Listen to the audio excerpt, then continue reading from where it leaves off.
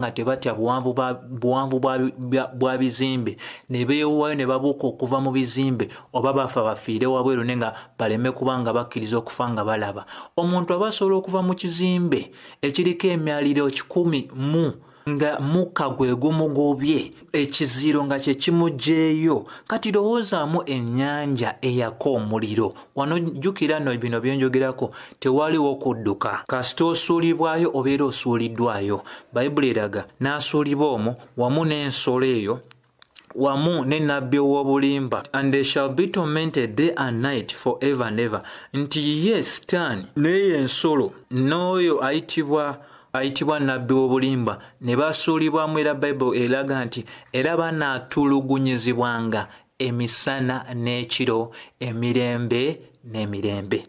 Mukwano ekigambo emirembe n'emirembe sisobola kulimba nti nenge gye nsobola okinnyonnyolamu n'ekyensobola okugamba ebbanga eritali ggere, ebbanga eritaliiko kkomo. Emirembe n'emirembe. Oli mwetegefu okubeera mu kino emirembe n'emirembe kubanga bino ebyawandiikibwa kulabula. Gw'alabuddwa amangu oba osobola okweteekateeka okubeera nga tokkiriza ekyo ekiyinza okubeera nga kizibu kya kubeera nga kyewalika okuba nga kikutuukako. Bayibuli eraga mu 11 eraga and I saw great white throne, ne ndaba namulondo ey'amaanyi eyakaayakana enjeru. Yokaana alaba. Ekitabo kino kijjudde okulaba kubanga byonna by'alaba si bibye wabula bimuweereddwa, nga kuno byonna bye yalaba yakkirizibwa. Mukama waffe yakkiriza n'agamba biwandiikibwe, nga byawandiikibwa eri abaweereza ba Mukama waffe Yesu Kristo bonna. Omuntu yenna agamba nti musumba oba musomesa oba mubuulizi wa njiri nga tasomeseza mu kitabo kino yeerabidde ddala ebigambo bya Mukama waffe Yesu Kristo ebigamba nti obubaka buno bwaweebwayo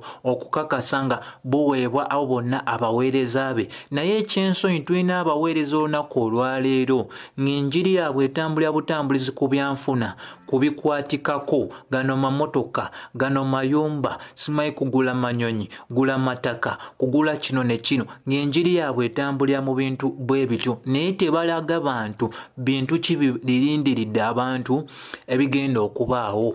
So Bayibuli etulaga nti omwami ono alengera namulondo ey'amaanyi ennyo ng'ate enjeru, n'oyo yali agituddeko. Bayibuli egamba mu maaso g'oyo yali agituddeko ensi n'eggulu byonna ne biva mu maaso ge era ne watasangikawo kifo gye biri. Kwe kuno kwe tuyita okulamula okw'abantu bonna abatali mu Kristo Yesu.